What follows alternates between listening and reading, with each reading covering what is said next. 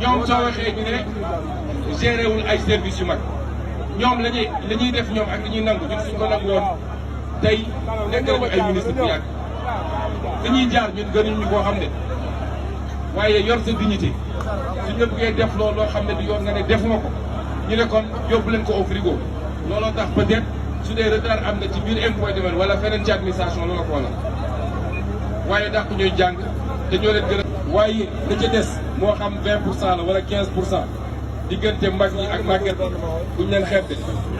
dem leen ngeen waxtaan ak ñoom parce que dañoo am seen faible yéen yéenay seen doom